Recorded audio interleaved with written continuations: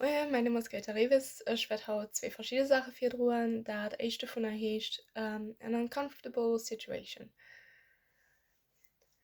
I am so sorry. No, I am inconsolable. No, God, no. My palms are so sweaty. I'll have to shake her hand. She'll feel how clammy and disgusting my palms really are. She'll know. I bet she'll have shook a dozen sweaty hands by the time we arrive as well. I inhale the smell of stale cigarettes and women's perfume that has soaked into the car seats over the years. I try to rid myself of the innate sense of guilt by exhaling. My hands fiddle with the family heirloom watch that dangles on my wrist. Normally the thing rots in a drawer, but today of all days it's on display for everyone to see. The suit is so tight. I feel like I can't breathe. Last time I wore it, it was too big. Mom said I'd grow into it. Fucking irony. That was ungrateful. I shouldn't be this ungrateful. My God, I should consider myself lucky. But everyone's pretending it was a terrible loss.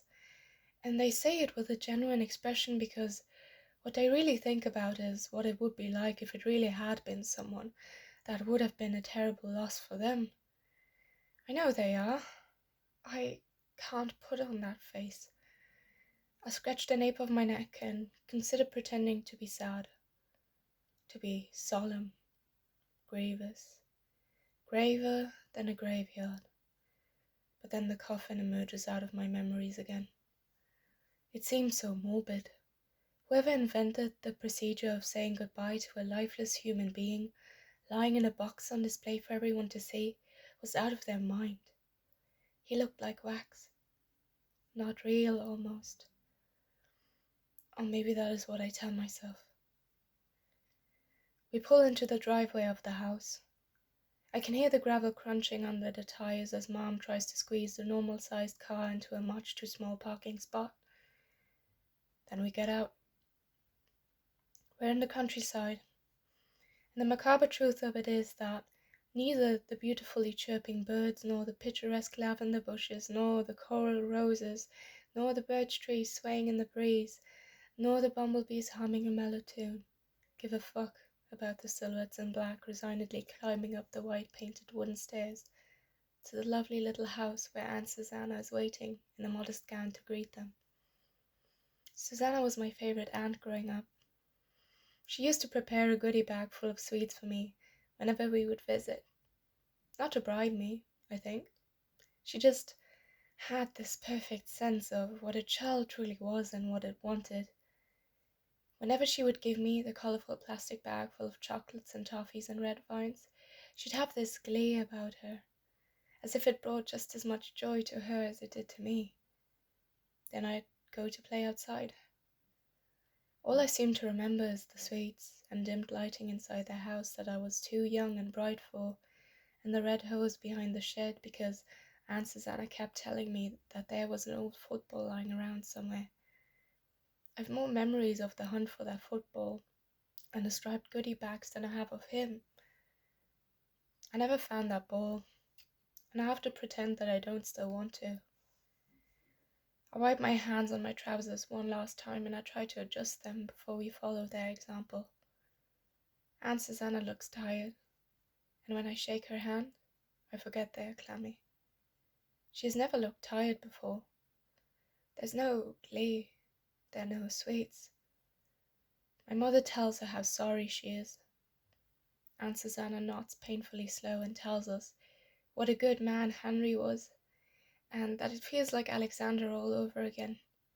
She turns to me and explains to me how much I look like him, and how him and Henry were similar, and I find myself nodding awkwardly at her proposal. After all, they were.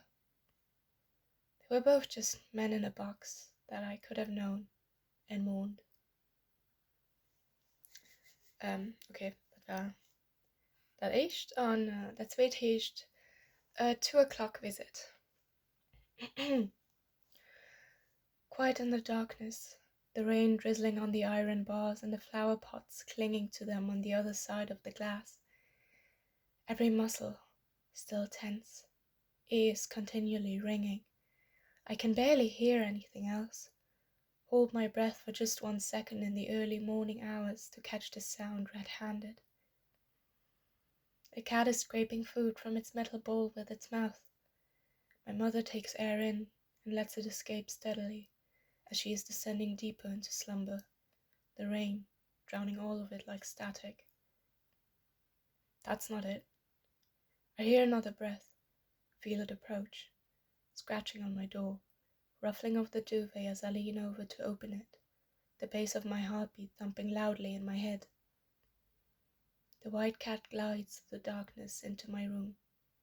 At first relieved, I murmur its name, but it stares, lets out a small high-pitched warning and jumps. As it sinks into the wrinkling blankets, its eye wanders, wildly focused on something that escapes me. Its ears receptive like satellites. Something drops. It hears it too. My voice now hushed in fear. I ask what the matter is, hoping it will settle down if my words sound swayed.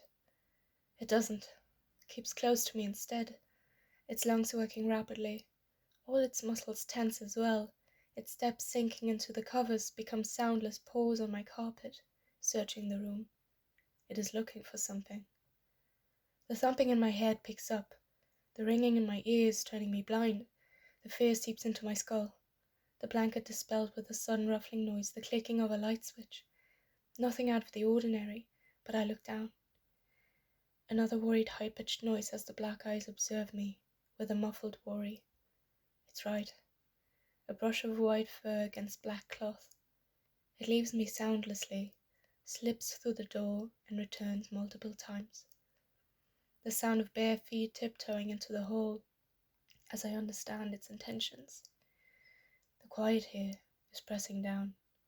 It is luring from the darker corners. I avoid eye contact. My bones feel hollow as I follow the sound of the deep rhythmic breathing into the living room where my mom has fallen asleep on the couch once again. It stops. It's worse here. A crack in the wood, a shuffle of something unknown, a ruckus on the other side of the glass, something in the kitchen, but everyone is in here. Black plastic bumping into white wood as my hands find the remote and I sink into the cushions, hiding. Somehow, I'm convinced it must help. The clicking of the remote's power button is like a gunshot. The TV turns on, a loud hissing as the screen turns to light, static floods into every corner. It's coming from here. It knows we know now. Can you hear it?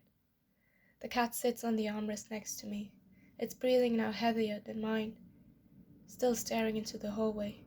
I don't dare look left or right, do not dare make a sound, except for the TV as I try to put on a show, my fingers fumbling with the buttons until I can type in the request and something comes on. Voices, loud and comforting and familiar. A sigh. Something slips. Eyes opening in confusion and mumbling as the couch cushions give in before my mother's half-conscious voice explains. Oh, I had such a nightmare. You were at the bottom of a staircase screaming, and when I came to get you, something tried to grab me by the throat. I think the shiver that runs down my spine must be audible, every hair standing up. A silent moment passes before my voice sounds steady enough. Yeah, something doesn't feel quite right tonight.